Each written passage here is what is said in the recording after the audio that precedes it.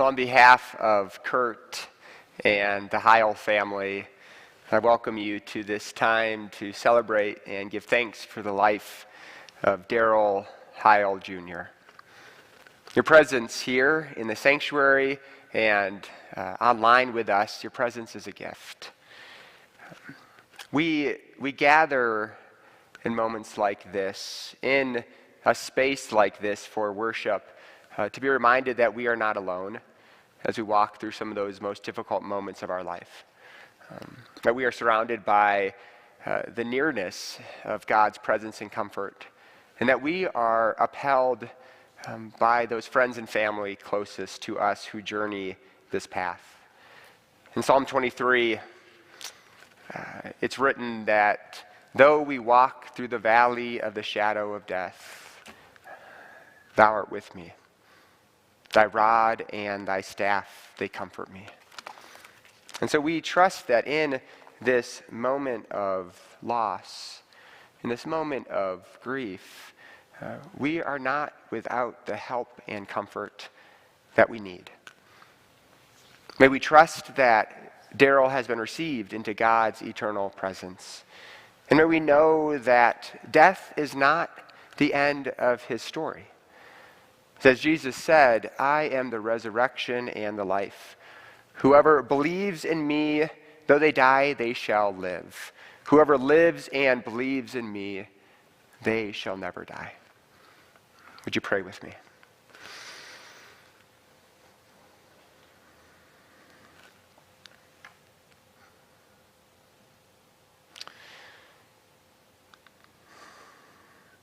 Oh, gracious God, as we come together this evening,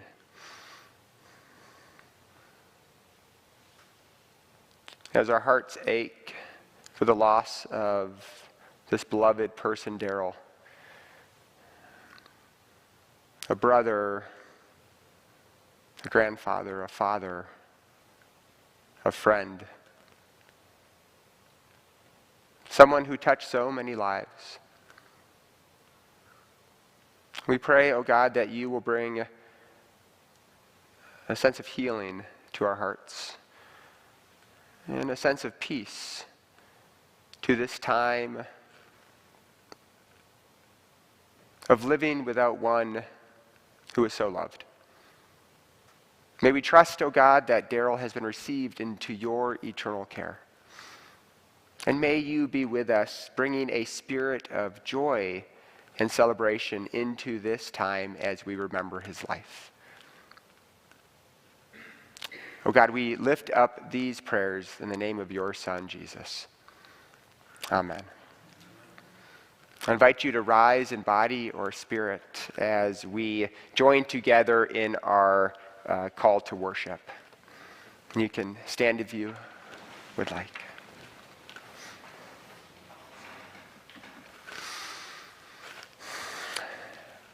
I lift up my eyes to the hills. From where will our help come? Our help comes from the Lord who made heaven and earth. God will not let your foot be moved. God who keeps you will not slumber. God will neither slumber nor sleep. The Lord is your keeper. The Lord is your shade at your right hand. The sun shall not strike us by day, nor the moon by night. The Lord will keep you from all evil. God is the keeper of our lives. May God keep our going out and our coming in from this time on and forevermore. And let us sing together.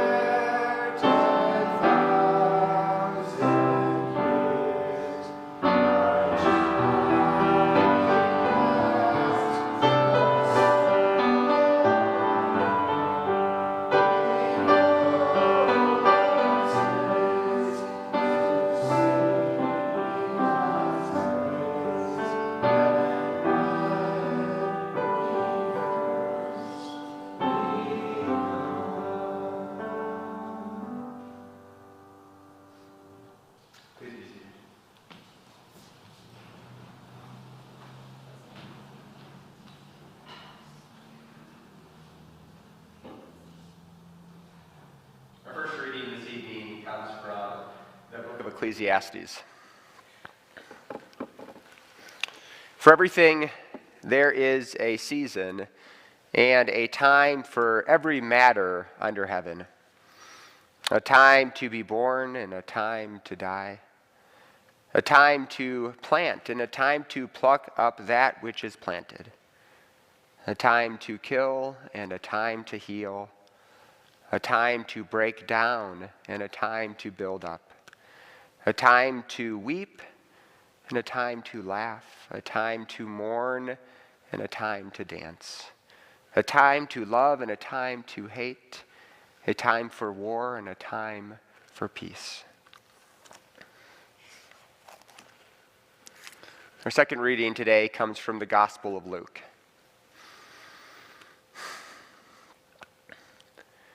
But when the son came to his senses, he said, "How many of my father's hired hands have bread enough to spare? But here I am dying of hunger.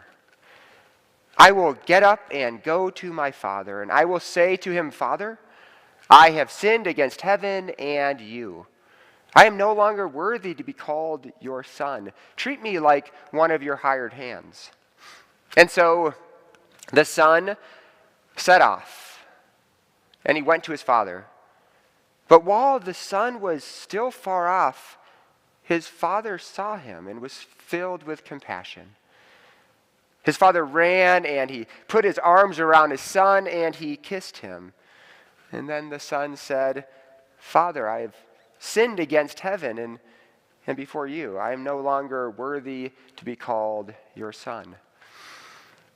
But the father said to his servants, 'Quickly, bring out a robe, the best one, and put it on him. Put a ring on his finger and sandals on his feet. And get the fatted calf and kill it.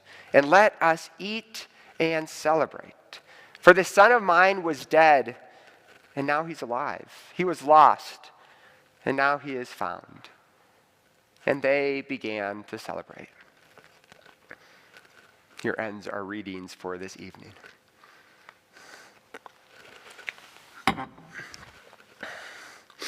So our reading from the Gospel of Luke is the second part of the story of the prodigal son. If you are familiar with this passage, you may remember what comes in the first half of this story. The first part of the story is about the decisions that the son makes that takes his journey off course, that lead to this son feeling a sense of separation from many of the closest people in his life. And by extension, a sense of separation from God. I think the story of the prodigal son has so much power to it because it's one that each of us, in our own way, can likely relate to. The truth is, most of us know what it's like to make a wrong turn in life, don't we? Often not fully realizing it until we have found ourselves in a place that we never intended to be, never envisioned for our future. Now, I didn't have the privilege of meeting Darrell, but through my conversations with Kurt and with Ron and Maddie this past week, I feel like I've had the honor of getting to know him a little bit. And after learning many of the details of Darrell's journey through life, it seemed to me like the story of the prodigal son might be a fitting one for us to hear today. I will admit, this is not a traditional reading at a memorial service. And so I ran it by Ron just to make sure it was okay. Not to get you in hot water, Ron, but he gave me the green light. And Ron said, I'm certainly not the first one to draw some comparisons between the story of the prodigal son and Darrell's story. And I want to be clear that today,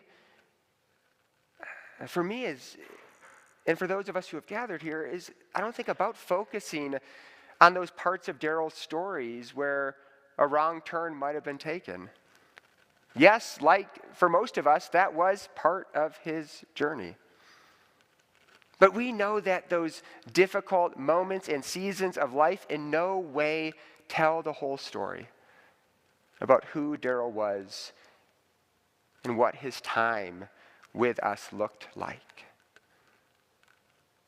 I hear that from his earliest years, Darrell liked to perform. He was an entertainer at heart, and he was really good at it. Kurt said that by the age of 5 or 6, Darrell was already picking up the drums. Not necessarily the drums, but the pots and pans in his mom's kitchen to start to prepare himself for the drums. Now, I think it is an extraordinary act of love for any parent to put up with, much less encourage their child to play the drums. But Darrell's family, his parents, they saw his gift and love for music, and they encouraged it in him. They celebrated those gifts. And throughout Darrell's life, some of his greatest joy came from sharing these gifts of music and theater, tremendous talents that he had. He shared his gifts at St. Andrew's Episcopal Church in Downers Grove as an active part of the church choir there. He shared his gift of singing in the Vox Renatus Greeley choir.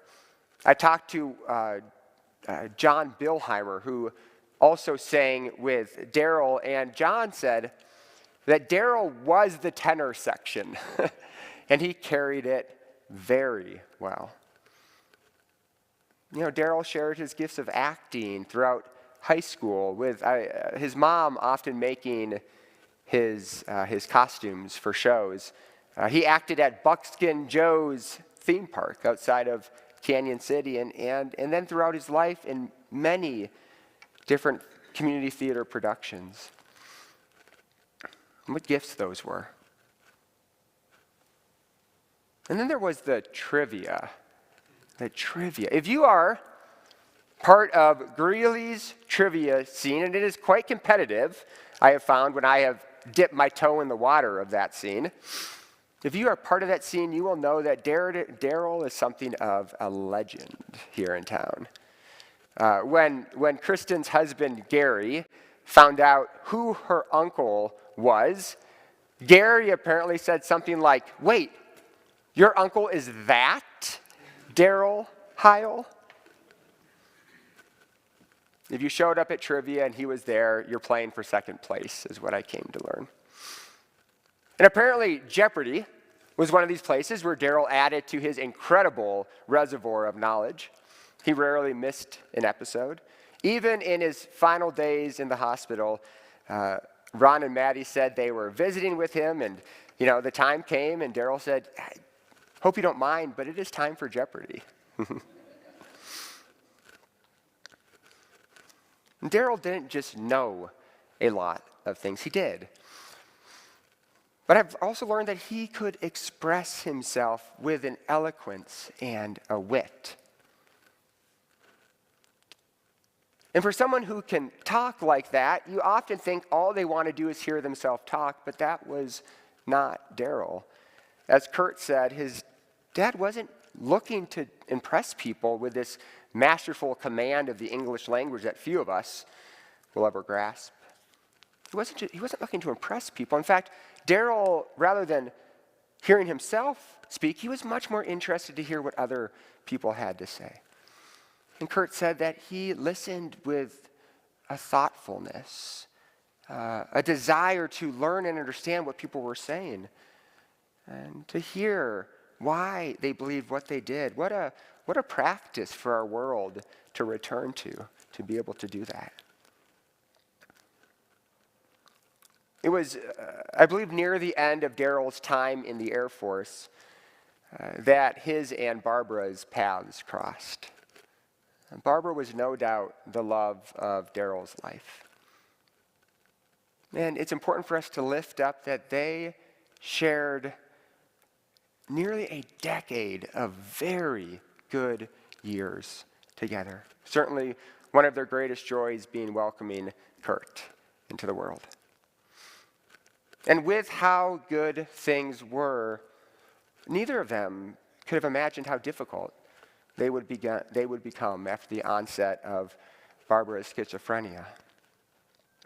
We still have a long ways to go in our society and world in caring for individuals with mental illness and caring for their families. But we have come a long way from the 1980s, when Barbara and Darrell's lives were turned upside down by this awful disease. And often they felt like there were few places they could turn for help. And Kurt recounts how much his dad tried to care for his mom, having her stay at their home in between episodes, these episodes often leading to hospitalization and bouts of homelessness. And Kurt says that his dad did the best he could in supporting his mom. And that he also sees now that his dad did the best he could supporting him during these times as well. Supporting and encouraging Kurt in all of his endeavors, always finding a way to show up for sports games and choir concerts. Ron and Maddie told me how proud Darrell was of Kurt. Regularly, if he was going to speak about something, it sounds like he would brag about his family, about how good of an athlete his son was. Even more, one of the happiest moments of Darrell's life, it sounds, was being in Chicago to see Kurt graduate from Northwestern's Kellogg School of Business, a remarkable accomplishment, one that Darrell was so proud of his son for. Darrell was also, I'm told, extremely proud of his daughter-in-law Kate and his grandsons Colin and Matthew. Apparently he also routinely bragged about them as well. And though the visits were at times far between, I'm told that Colin and Matthew could always count on receiving a birthday card every year, exactly on their birthday. I'm getting nods too. It was amazing. How do you do that? That is magic to me. What a gift to know you are remembered. What a sign of love. You know, there were without question, and this is what I want us to focus on, there were lots of things that Darrell counted as great blessings in his life. Things that he was deeply grateful for. But as Kurt named, his dad was dealt a tough hand. And at times, the very best that Darrell could do was live in survival mode. Nonetheless, at his core, Darrell never changed. Through the ups and the downs of his life, Darrell remained this fundamentally good person that is in the DNA of the Heil family. That never shifted. And back to our reading from Luke. You know, the turning point of the story of the prodigal son occurs when he's far away from home and far from the people he loves. And from this place of separation, there's something that draws him to return to the place where goodness is possible. And as the son makes this return home, he rehearses an apology for what he's done. And he hopes that maybe there's a chance that forgiveness will be there when he arrives, as far-fetched as that would seem. And we see in this story that much to the son's surprise, not only does he find forgiveness, but it turns out that his apology wasn't even needed. Before the son has a chance to speak, he is embraced. One of the most beautiful depictions of God, I think, in the Bible. He is embraced with the love that's always been there for him, that he was never separated from. And out of a place of separation, he experiences connection, and there is celebration. There is celebration.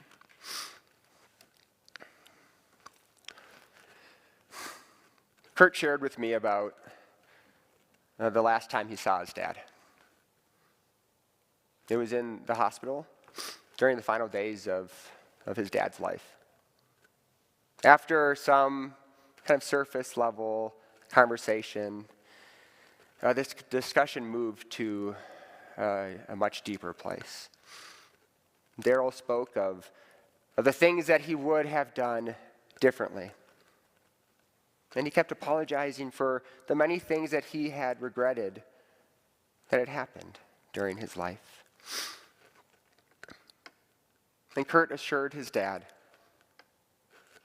that there was nothing that he needed to apologize for.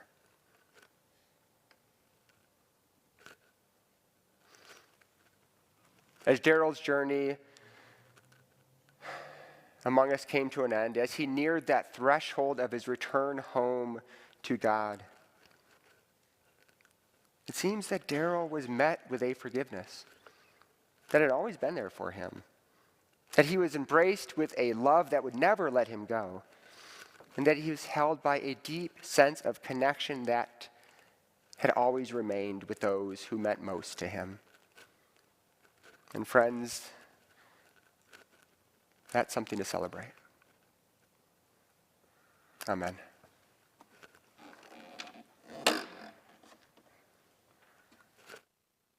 Eyes and body or spirit as we sing.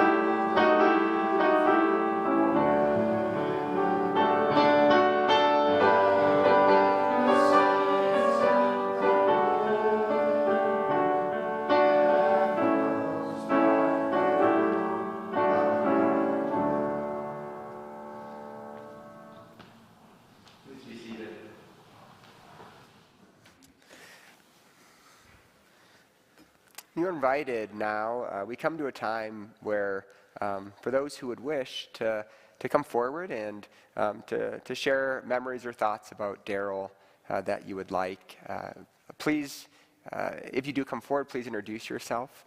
And we'll leave some space open. So even if we're waiting for, kind of looking around at everybody, we'll wait and we'll find the right time to come to an end. But an opportunity to share, if you wish, thoughts or memories about Darrell.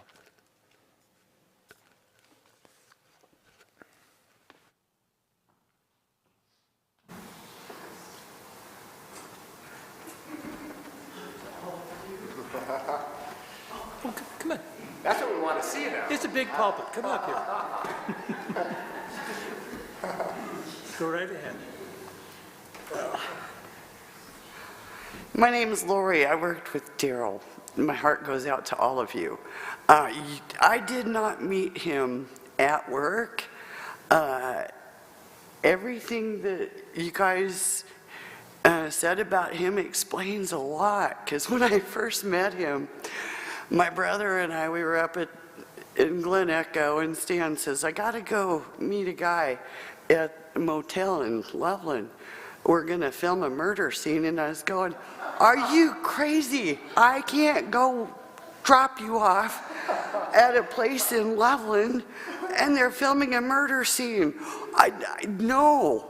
And so I had to purely trust that my brother knew what he was doing, and trust that Darrell was a great character, and he was an awesome man. And I did meet him later. My brother Stan, he owned the tavern, and we hung out, and we had so many good friends start there. And Darrell and I started working. He was a monitor, and I was driving his route one day, and I was singing the wheels on the bus go round and round, and he's going, Lori, please stop. It hurts my ears. Don't you ever sing again. So I didn't sing over there. I did not. But you guys meant the world to him, and the working family. He touched all of our hearts. Thank you.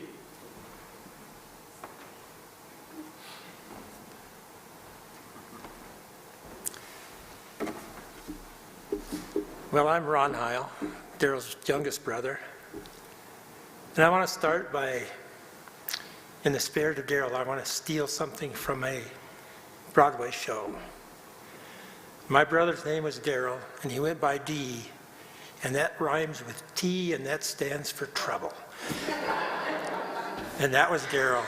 Early on, I don't know how old I was, but Darrell and Gordon, we were washing the car one day for Dad, and they decided, well, we'll lock him in the back seat. So that went on for a few minutes, and I tried to get out in the front seat, jump over, back. So I finally had enough of it, and I just laid down in the back seat and broke out the back window, which caused a little trouble with Dad. But he taught me a lot of how to avoid trouble, through the life. And he was just, and you're lucky we didn't pick the really long version of Shall We Gather at the River when my dad died. That was the one song Darrell wanted in this ceremony. And he had a recording of Anonymous 4 doing it, a cappella group. And we about killed Greg Witcher's knees, because he was doing the service for my dad, and it would go on and have this verse, and then he'd kind of look around and start getting up, and then it'd start again. And this went on, 6, 7, 8 verses? So he's just up and down, up and down. But, it was just, he had a good life. Kurt, your dad told us that he didn't deserve you. And I've met so many people, Gary, his brother-in-law. Because Darrell, I was at work at the Tribune one day in 1993 or 94, and I walked in the front office, and I look up, and this guy walks in this side door, and I go, God, that looks like my brother. Nah, he's in Chicago. And I got closer, and I said, man, it really, really looks like Darrell. And then I got close enough, and he starts doing this. I said, "Hi, Darrell."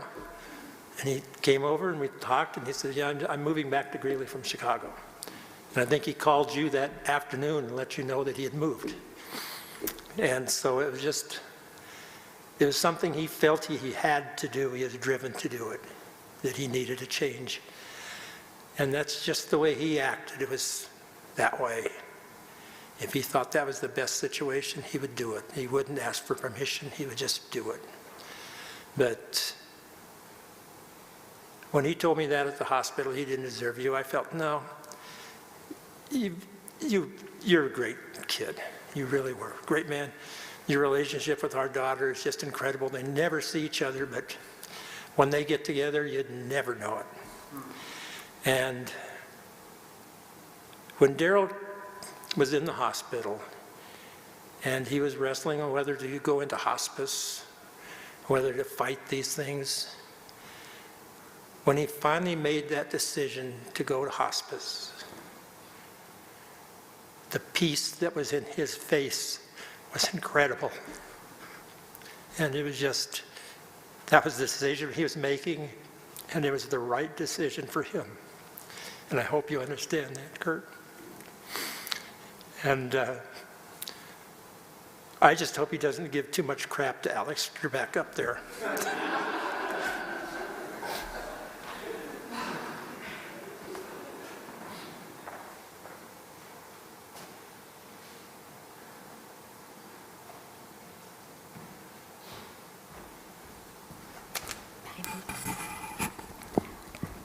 Hello, I'm Maddie, and I am Ron's wife.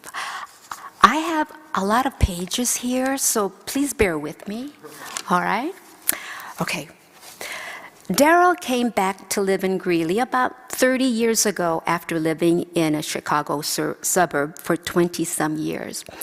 Often Darrell, or D, what he liked to be called, reminisced about the busy life he left, his Italian in-laws that he loved, and who in turn embraced him, the heaps of Italian dishes they served at family gatherings, the fresh kielbasa sausage that he'd get at the local butcher's, which paired perfectly with Chianti. And boy, did he love his Chicago Cubs and Chicago Bears, despite being cellar dwellers in recent decades. Kristen, our daughter, remembers when we received a package from Darrell and Barb after the Bears won the Super Bowl in 1985. Along with Bears logos, they sent a record of the Super Bowl shuffle that we played so many times that Kristen, at 8 years old, and Jeremy, at 4, knew the lyrics by heart. In fact, Kristen shared with Kurt that she played the recording when she learned that Darrell had passed, and to her surprise, that most of the lyrics came back to her so easily. After Darrell lived with Mom and Dad for good, Dee seemed distant. He was hardly around except for when we gathered together for holiday greetings. Jeremy recently shared a memory with Gary, Barb's brother, who had come from Montana in hopes to visit Darrell in the hospital. Like most families, when the Heils had get-togethers, it was a practice that everybody brought something that the host requested for the big meal. Well, one holiday, we were gathering at our house here in Greeley, so we asked Dee to bring wine because, remember, he loved Chianti. Darrell came in hauling a gallon of Mogan David wine.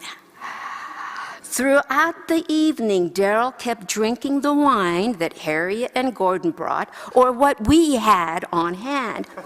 So when Darrell was about to leave at the end of the evening, one of us said, "Hey, Darrell, don't forget your wine." "Nah," he answered, "I hardly touched the stuff." That was the old geezer, all right. Though Dee wasn't the easiest to converse with in many instances, during the holiday get-togethers, he interacted a lot when we played games. His favorite was Trivial Pursuit at Gardens and Harriet's. It was very clear he was the undisputed master. I marveled that he had the capacity to retain countless facts and details. Darrell was way up here and beyond. In contrast, I was subterranean. But eventually, I would get my comeuppance when Darrell sat next to me around the room table, and we played another popular game. Remember Uno? I slammed him with so many skip, reverse, draw twos, and my favorite response to him, "Oh no, I'm sorry, Darrell. Draw 4, and by the way, I'm out." Darrell was speechless. Darrell described himself as a pragmatist, and he demonstrated he was a true procrastinator.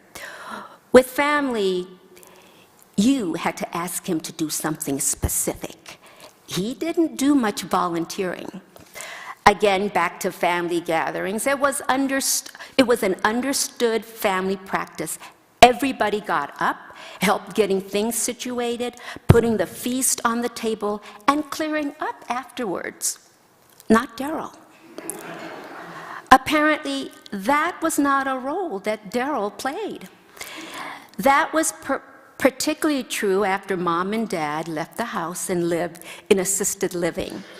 Darrell wasn't big on taking care of the lawn, clearing snow off the sidewalks and the steps up the porch into the house, or doing the upkeep on Dad's big 95 GMC truck. Aside from the cracks that sprawled across the windshield, this pickup still drives okay. But be mindful making right turns.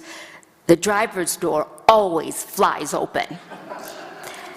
After he worked for Weld County District 6 Transportation for quite a while, I asked Darrell, "Why are you continuing to work?" Without a doubt, being a bus monitor is really challenging. Managing kids on a bus is stressful. He'd say, "I tried retirement and I was bored to death. I gotta have something to do." So I kidded him. "No, it's not boredom. It's the chocolate cake donuts and coffee you always have at Dunkin' Donuts before you go into work every morning." "Yeah, I guess," Darrell said dryly. After his death, I contacted the bus transportation to let them know. I was surprised to learn from Diane Elkins, the foreman at transportation, that Dee had lots of friends. Gloria Bruckner, my neighbor, who is a retired bus driver, shared that Darrell cleaned the snow off of her bus because she is so short. He greeted her, "Hey, Bruckner," and she responded, "Hey, Heil." And lo and behold, Candace let me know that Darrell often brought donuts to work in the morning, so it wasn't that the old geezer was having a sugar high to start the day after all. In closing, I'd like to read a tribute from Cherish Swallow. My first or second year for the district, we had a team building exercise at work where we were split up in age groups. I was put with the Gen Z, and Darrell was put with the baby boomers. Darrell kept telling me that I don't belong over there with the slackers. I told him he doesn't belong with the old geezers. Somehow, we both moved over with the Gen X group. No one seemed to notice that we both changed groups. That day, Darrell and I became friends. From that day on, he called me Slacker, and my name for him was Geezer. Anytime we went on field trips at work, I knew I would always have a bus buddy. We would always save seats near each other. Darrell was fun to do routes with. I loved driving my Geezer. He never failed to make me laugh. One time, we had a girl that kept screaming. I looked in my mirror, and Darrell was whispering to her, whispering in her ear. I don't remember what he told her, but she just looked forward and didn't make a sound the rest of the route. Another time, one of our students kept telling knock-knock jokes over and over and over. Soon I heard Darrell saying, knock, knock. That student said, who's there? Darrell said, if you tell another knock-knock joke, I'll knock you in the nose. I couldn't help but burst out laughing. Darrell always had great advice for me when I was going through my divorce. Mostly he said, F him, Slicker. You are so much better than that. F him. I liked how Darrell always corrected you when you said something, but he never made anyone feel stupid. When correcting them, he would always use such big words. Sometimes I would just stare at him and have no clue what he was talking about. He always talked about his son and told me how his son was such a genius. Well, I'm sure his son got it from Darrell because he knew so much about everything. Darrell would call me every day after he got sick. He called me in the AM, the middle of the day, and the PM. I finally told him he only needed to call once per day.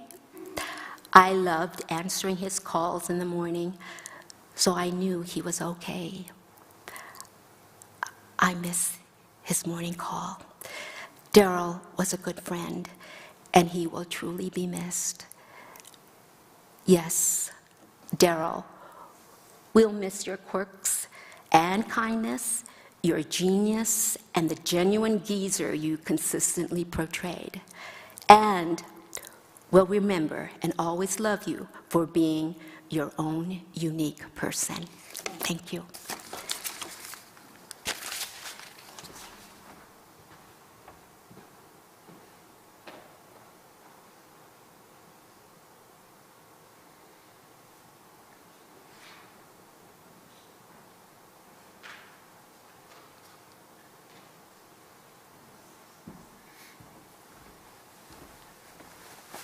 Hi, everybody.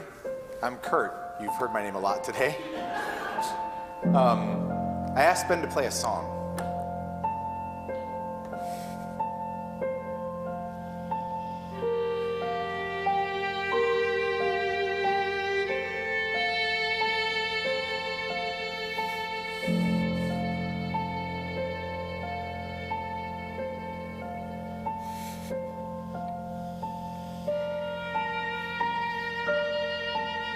I'm not going to make you listen to the whole thing. It's 9 minutes long.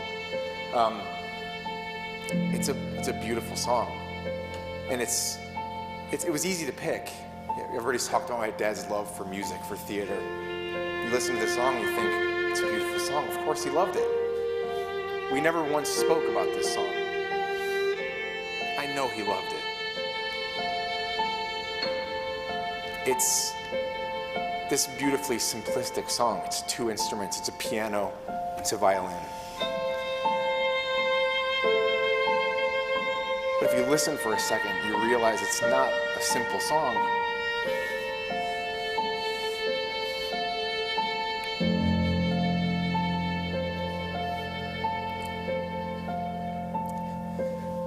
Like my dad, this song is infinitely complex. My dad was a minimalist. We heard lots of stories about it. This song is written in a minimalist style. And actually the composer, acknowledging its complexity, came up with terms specifically for this type of song. If you listen to the piano, you hear 3 increasing quarter notes over and over again. If you listen to the violin, you hear them playing over those quarter notes. My dad wasn't a simple guy. He was infinitely complex, like I said. And there's a duality to him that you probably have heard. this masterful command of the English language that puts everybody I know to shame, including myself, yet so rare to speak or use it. This wise, kind guy, just a wonderfully gentle, sensitive guy, but not always ready to share the wisdom, often wanting to hear other people's opinions instead. And as a dad, a guy who was the most supportive dad a kid could ever want, but not always available. And I know that wasn't always his fault.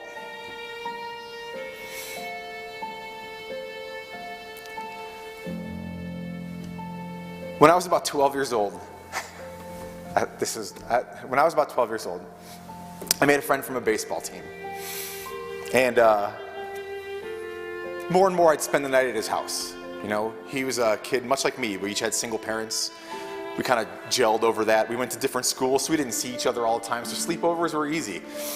So I'd go to his house. His mom wasn't the most attentive mom, so we always picked his place because we could kind of get away with doing whatever we wanted. And more that I'd sleep over, we'd sneak out at night.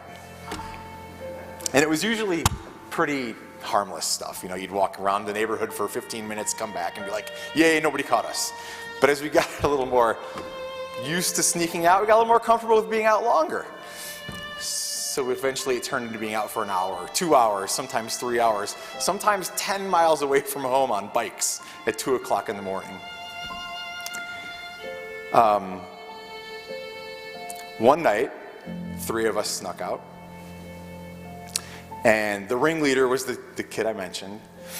And on our way back, after being gone, doing harmless stuff, walking around the neighborhood at 2 o'clock in the morning, we were feeling pretty confident at our skill at sneaking out at this point.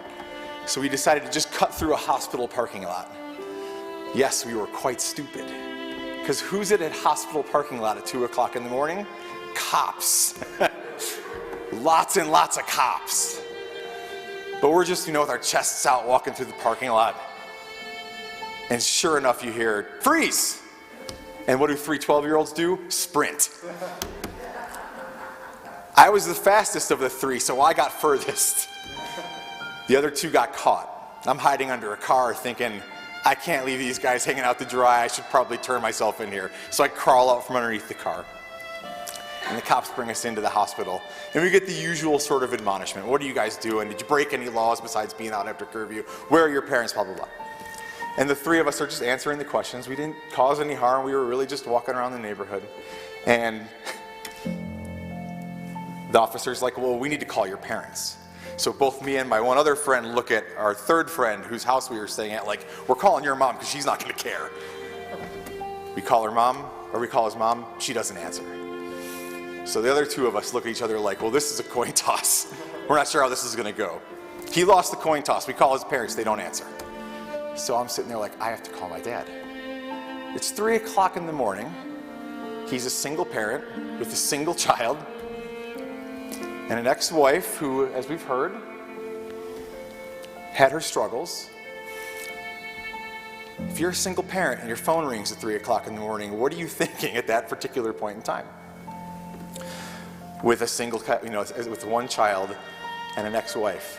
I can't even fathom what he was thinking in that moment when the phone rang. I've been a parent for 20 years, and I still can't imagine that call. He answered calmly, asked if I was okay, said yes, asked where we were, told him. He's like, I'll be there in a couple minutes. Okay. Officer said, I'd like to talk to your dad, please. I was like, oh boy. So I hand the phone over to the officer, and I just hear one side of a conversation now for the next 2 minutes. And you could tell my dad was probing, like, did he really not break any laws? You could tell my dad was trying to figure out what he was in for here, right? They hang up. 5 minutes later, my dad shows up. Now, to paint a picture of my dad in the 80s, my dad showed up to pick us up in a 1984 Pontiac Fiero. If you don't know what that is, Google it. It is a 2-seater car. There's 3 of us and him that he's picking up from the police at a hospital. And not only is that just a terrific indictment of how things worked in the 80s, It's also a perfect descriptor of my dad. A minimalist. Me, my son, two-seater car. Who cares that we all have friends and places to go and people to pick up and take other places? Two-seater car it is. He loved that car. And as a 9, 10, 11-year-old, he was the coolest dad in the world with that car. There were 3 cool people in the world, in my view, in the 1980s. My dad, Tom Selleck, and Mr. T. And on any given day, they had maybe a slightly different ranking. He shows up, we hop in the car, and the 3 of us hopped in like experts, so clearly 3 of us had piled into this car before. And of course the police were like, "Thanks for getting him, sir." We drive off. My dad looks at me and my 2 friends, and he says, "Well, I'm taking you 2 boys home." And we're all like, "Yeah, that kind of makes sense." He drops my one friend off first, drops the other one off second, and now I'm terrified. It's just me and my dad in a car at 3 o'clock in the morning. We have a 5-minute car ride home from my friend's house. He made that car ride last 6.5 hours, I swear. And he didn't say a word. And I'm sitting there thinking, he's never once yelled. I've never once really been in real trouble. He's always been so kind and supportive. What's he gonna do? I'm gonna be grounded. I'm gonna be grounded for weeks. He's gonna take the Nintendo. He's gonna kick me off the baseball team. Like, I'm going through all these things that he's gonna do. And then I thought for a minute, maybe he's gonna kill me. This might be it. This could be the chance. I mean, it'd be fair enough. I'd get it. Not a word. We park in our parking lot of our apartment complex. And I'm like, I'm gonna get out of the car before he says anything. And he's like, "Son, that was the one and only time in my 47 years on this earth that he called me son." And I knew it was coming. And he looked at me and he said, "You're getting older. The friends you keep matter. The decisions you make have consequences." And he got out of the car and went in the house. And I thought, like, jackpot, right? That's it? That's it? Jackpot. I'm gonna go inside, I'm gonna go to bed. I won the lotto. And I couldn't sleep. And I knew it from that point forward. And my dad was a different guy. I have so many friends that had such a different experience in that moment. And for me and for him, it was a life lesson. It was, how do you pick your friends? How do you spend your time? And it so perfectly encapsulates his dual nature. Kind, wise, thoughtful, witty, brief, supportive. So that's the dad I'm going to remember. And I can't thank all of you enough for being here for him and for the stories you shared. My wife and I talk a lot, and over the last, especially 10 years, seeing him was less and less. We were busy with kids, and we'd make an effort to come out to Colorado at least once a year, but he wasn't always up for meeting, and that was okay. But to hear that he had friends that cared for him, you'll never understand what that means to me. So thank you. And Ben, it sounds like you knew him. So thank you too.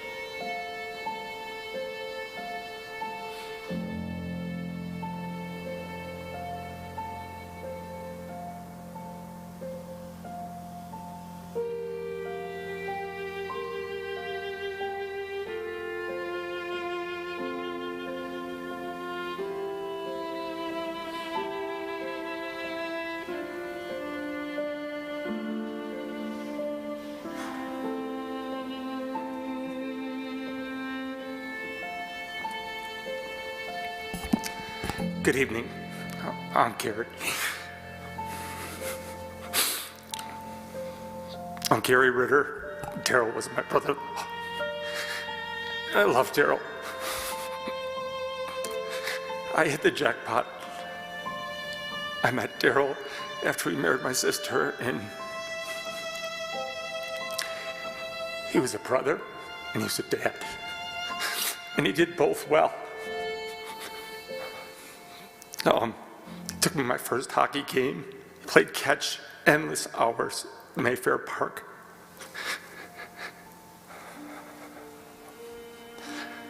Did a lot of things together. Learned a lot from Darrell. As time went on, got older, things started to unravel in the Ritter's house. And Darrell was my pillar. I got this, when my dad lost his job because International Harvester went out of business and he had to move down to a kind of unsettling place, and I didn't want to leave school. Darrell offered his home up with my sister Barbara, and I got a good taste of things, of how good of a person he was.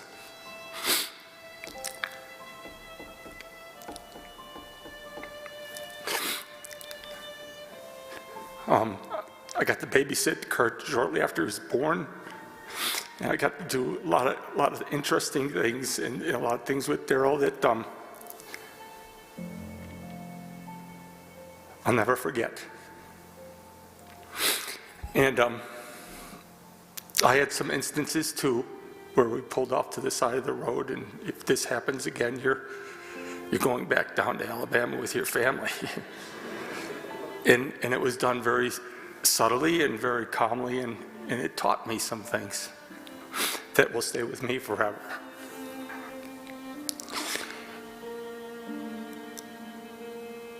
I have to say that Darrell Heil represented this community extremely well with that name, and he did the same in Chicago. The way he acted, his moral standings, his beliefs, his faith, he represented us all very well. I heard the word quirky. Yeah, there's quirkiness in there, but people were always first in his list. Again, my name is Gary Ritter. Darrell was my brother, and I loved him very much.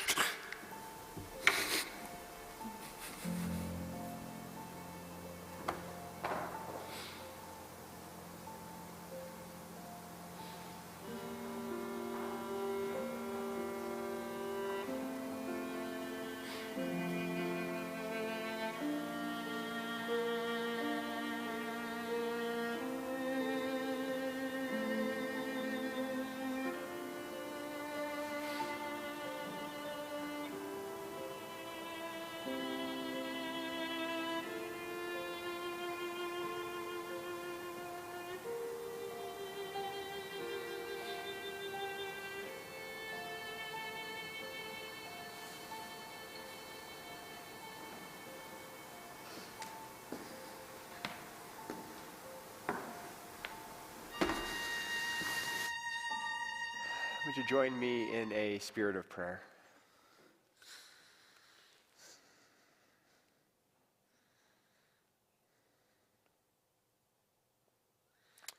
Oh God, it is on rare occasions that we really get to know somebody. We see glimpses of people's lives. We know partial truths. We have speculation and wonders, and yet through the stories of one's life, especially through those who know them best, that's where the full picture of their life becomes visible to us. God, we have heard so many stories that all point to the same truth about who Darrell was. A man who was good and kind. A man who enjoyed the company of family and friends, a man who at times found himself more alone than others. Oh God, there is a richness and a depth in what we have learned and what we have heard today. And you know the depth of Darrell's life. You held him in his moments of suffering, and you have received him. We have great faith into your eternal care.